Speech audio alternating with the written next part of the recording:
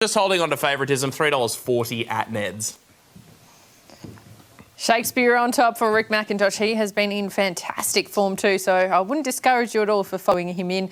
His second elect, B29, Diplomat, Jack and Takumi, 1, 3, 4 and 8. Notification coming through from stewards that with Diplomat Jack, the intention to be ridden further forward if he begins well. The 9-year-old for Thomas Carberry. Can we see him bounce back from last start, back to the form that we saw in that victory 2 back at the Valley? Yeah, the way he went last start at the Valley, you just have to put a line through that because he was tight for room at a key stage. He was shuffled right back in that race won by Highland Jack, but he ran on from last 2 back, and now that they're going to go forward, we have seen all bar race 1, every winner has settled rails in run, either leading or on the back of the leader. So from barrier 3, you'd expect that he's going to go forward for Neil Farley and try and tag the back of B29 for Christine Pulse, who is the likely leader in the race. And we have seen an advantage to leaders today. Just the little query on B29 is the fact that he's 7 weeks between runs. So he hasn't had a jump out or any public work between runs to see if he's been kept up to the mark. Well, you mentioned that previous run where he finished second over the 2,050 metres, the 8-year-old gelded son of Atomic. Let's go take a look back at this performance on the 2nd of December. Christine Pools was on this occasion. We know she's got a great association with B29. It'd be pretty exciting if she can take out her first Great Western Cup. Pretty much lives very close there in Horsham. What did you make of this run to be able to finish second? No surprise, we saw him once again up on speed. Yeah, he went forward and set the pace. He was beaten by Golly Otis, who is a horse that has been up for a little while, but he's in good form. He's failed subsequent to this, but he'd won a couple back, 3 back as well. So he'd been going well. There was a big gap back to 4th as well. And the way he'd been progressing this preparation, he'd been looking for 2,000 metres.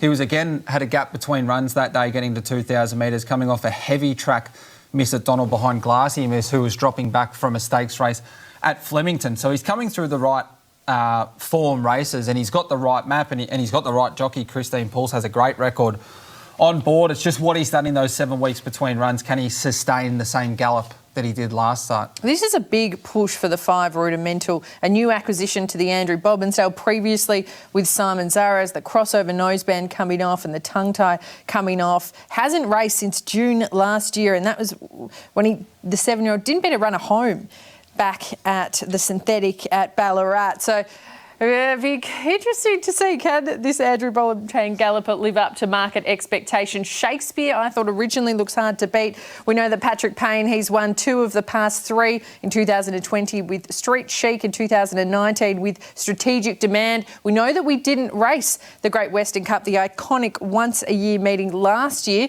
in 2022 because of that fire in the car park. No one knows better than that than Rick McIntosh. Let's head to him now, Rick.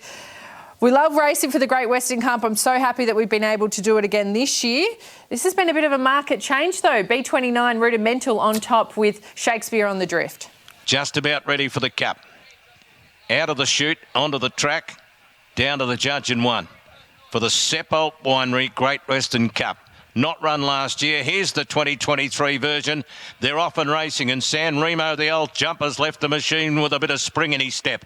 He's looking to head to the front. This might put the cat amongst the pigeons. Diplomat Jack is booting up. B29 is now, and he couldn't get across, not for now.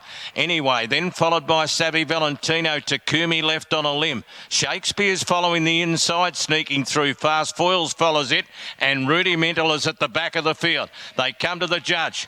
She did it brilliantly on B29, didn't use up any more petrol than she had to, just snuck through enough to keep them out on B29, and he leads the Cup field to the back by a length on San Remo. Diplomat Jack is 3rd and Shakespeare 4th over on the rails, a half to Savvy Valentino. A length and a half to Fast Foils, and neck to Kumi, who had to take the medicine and go back to second last. She was desperate to get it forward, but it didn't work out, and 2 lengths away is the heavily tried second favourite Rudimental. Down the back, B29 the front runner, 1,000 metres out in the Sepult Great Western Cup, led by a length on the jumper San Remo. 3rd placing in the race, shared by Diplomat Jack and Shakespeare on his inside, the top weight. Fast Foils follows them. So on the outside to Savvy Valentino, and now he's hooking out to make his run here as they come off the back straight. Takumi third last, Fast Foils second last, and Rudimental is last of all. B29 is the front runner now from Savvy Valentino. San Marino's put up the flag. Diplomat Jack runs to third. Shakespeare, he's going all right, I think. He's about to be stand up and be counted time though as they race to the turn in the cup. B29 the front runner, now pushing out Shakespeare, followed by Savvy Valentino and Diplomat Jack. It's B29 the leader, Shakespeare on the outside trying to gun him down, then Savvy Valentino and Diplomat Jack. B29 in front, Shakespeare trying to get there, B29 clinging on it. I think he's won the cup ahead on Shakespeare. 3 away third, Diplomat Jack, and Takumi sneaking up along the inside has tipped out Savvy Valentino for fourth possibly, and then followed by Fast Foils. Rudimental never sided. I don't know where all that money came from, and last in was San Remo.